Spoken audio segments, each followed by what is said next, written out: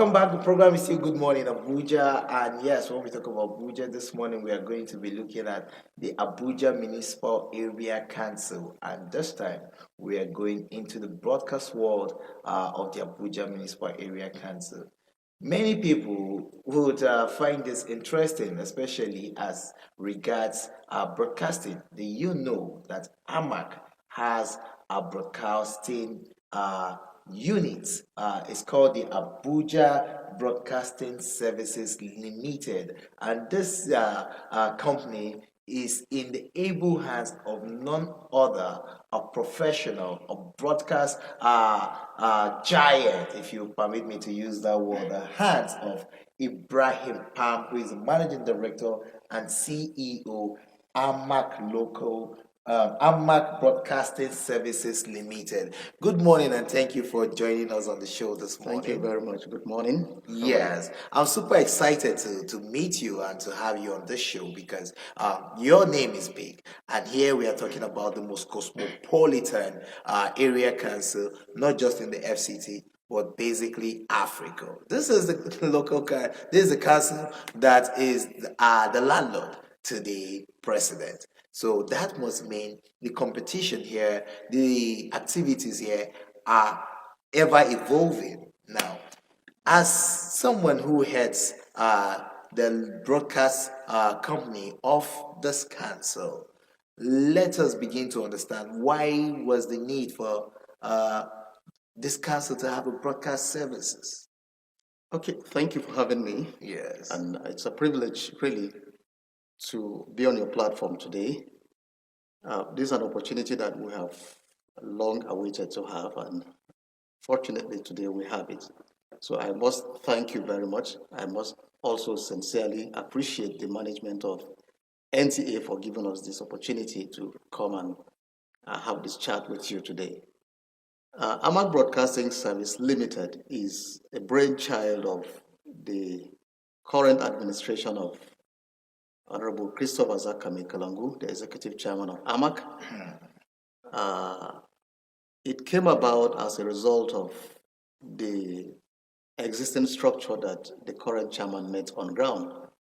Of course, he inherited a community radio station from his predecessor in Karshi, which is known as the AMAC Community Radio Initiative, 88.5. Yeah. Karshi is located somewhere around the axis of Orozo, Kurudu, Karu axis. Yeah. And as a community radio station, which was established by the previous administration, the reach of the community radio station, of course, as the name implies, is within that particular community in Karshi axis. And therefore, because government is a continuum, when the present administration came on board, the administration felt the need to diversify, to improve on the community radio station so as to be able to, to give, a voice to the rural communities in the entire AMAC. Remember that AMAC has about 12 electoral wards under it, and so the community radio station could not have been able to reach out to the 12 electoral wards, and so therefore the need to reach out to those wards became very, very necessary when the chairman muted the idea of establishing a station that would be able to cover the entire 12 wards. And kudos to the executive chairman. When he started, he established the AMAC Broadcasting Service to midwife, the birth of a commercial entity, which is today known as Municipal FM 95.3. Amazing. Yeah. So the essence of Municipal FM 95.3 is to be able to reach out to the 12 electoral wards and beyond, and be able to sensitize, the residents of AMAC and FCT generally on the projects, on the activities, on the programs, on the policies of government at the third tier, at the third tier level. And it will interest you to know that Abuja Municipal Area Council is the first local government in Nigeria to run a broadcast media outfit. My So, point so exactly. it's a plus. It's a huge to plus. the administration of Honorable Christopher Zakami Kalumbu. Amazing, amazing, and kudos to him. In fact, when I heard about the AMAC Broadcasting Services Limited, I said, "Wow, I've never heard. I've been around Nigeria and to so many area councils and local governments, and I've never heard local government say they have a radio or even a broadcast service station. So big kudos to him. But now let's come. Setting up broadcast institutions are not easy task, especially with the amount of funding that is needed to establish them. So, talking about funding now, how would you rate the level of funding that this broadcast service is receiving, especially the municipal FM? Yeah, that's a good question, and I will want to narrow it specifically to our own station. Um, you see, basically, the challenges we have today in broadcasting is, of course, funding to be able to cater for different projects. You have equipment, you have personnel, you have running costs, you have overhead, and so on and so forth. You also have the regulatory agency, who is also there, waiting, at the end of the year, so that they also charge Licenses. exactly. So the issue is that AMAC Broadcasting Service Limited is a limited liability company. Yes, it is owned by Abuja Municipal Area Council, but as a limited liability company, it also have what we call shareholders. Okay. So now both AMAC as a shareholder and other shareholders come together to put funds together, and then of course to be able to establish what we have today as AMAC Broadcasting Service, and that's how we get funding. Now we also get funding, of course, from by the time the station starts running its full activities, because right now we're on test transmission, and hopefully the test transmission will be ending probably this week or thereabout. So by the time we now go into full, broadcasting or full transmission of normal programs, we're going to also leverage on other sources of revenue. Of course, we have program sponsorship. We've been able to reach out to some other clients out there to see how they can come in to sponsor our programs. And then, of course, we have the normal advertisements, which and we also have other events that we intend to plan as ways of augmenting, funds to run the station. So generally, on AMAC Broadcasting Service, this is how we intend to fund, the projects. Okay. The AMAC Area Council is a competitive space, very, very competitive. We have a lot of people, a lot of broadcast companies already here.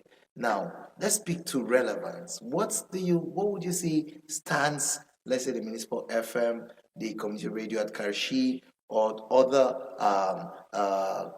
broadcast outfits that the AMAC Broadcasting Service might want to bring up in the future? What would stand them out? What is that particular relevance that you would say is unique to you? Yeah, interestingly, from statistics available to us, we are aware of the fact that in Abuja alone, we have not less than 40 radio stations. So, what makes a unique difference about our station is the fact that we have a niche that we have carved for ourselves. And what is that niche? The niche is the area of our coverage. Now, basically, what is our ideology? Our ideology is to be able to reach out to, permit me to use this word, the uncatered for.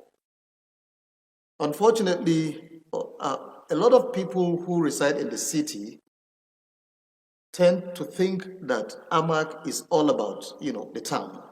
People who reside in Wuse, in Metama, in Garki, in Asokoro, and so on and so forth. But AMAC is beyond that. Exactly. So, like I said, earlier on, AMAC is made up of 12 electoral wards.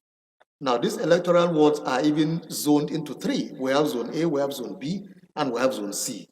One of the zones is around the Karshi axis. And of course, in Karshi axis, beginning from Nyanya to Karu, down to Ikoyi, Kurudu, Ikorodu. Orozo, and all those places. That is one of the zones. And then there are rural communities that are also in these zones, which are already neglected by most of these stations. Another zone is the Garki axis. The Garki axis, comprises the Asokoro, the airport road, that's the Kabusa, the Garki itself, and the city center, Wuse, and so on and so forth. Then we also have the Jiwa axis.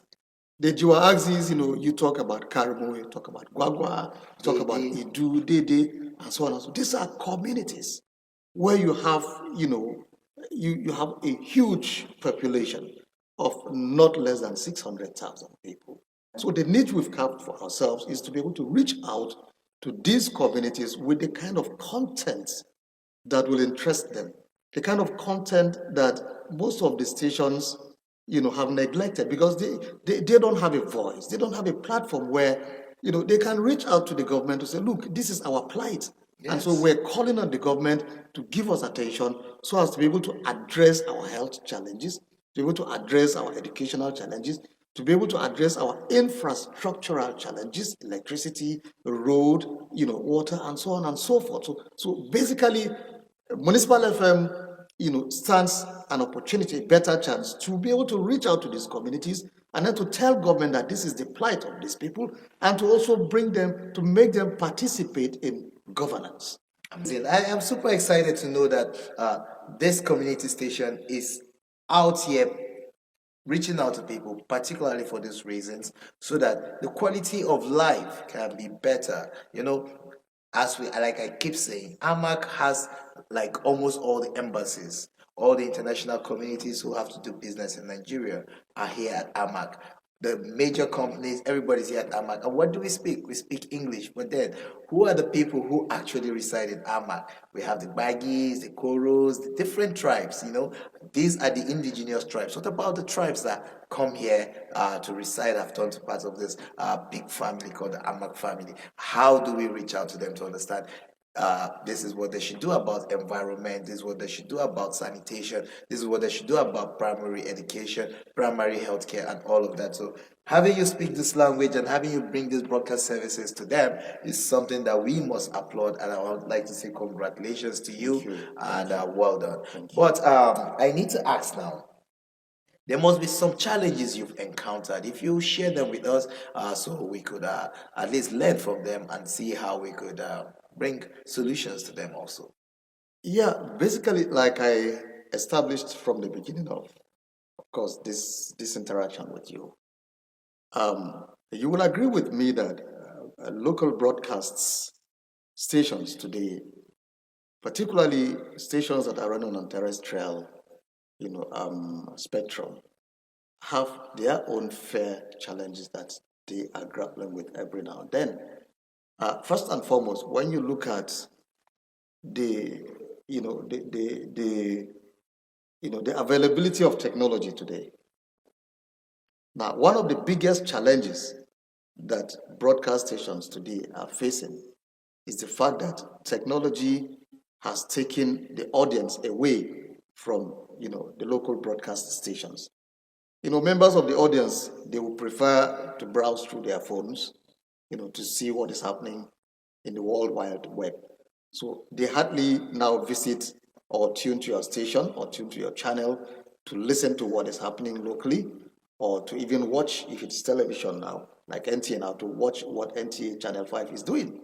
They prefer to, just use their Androids or iPhones to see what is happening in other parts of the world. So that is a challenge by itself. So in a way, it has taken advertisers away, because the advertisers are looking at how you're able to populate your audience, and then they will begin to knock at your door to say, okay, we want to patronize you. So that in itself is a challenge. Then another challenge is in the area of content.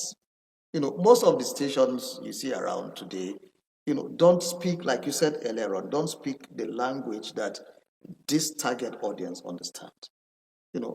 So many stations just go out there to start rolling out music, and then the next thing is they open the phone lines and people will start calling, without addressing the actual, needs of the people.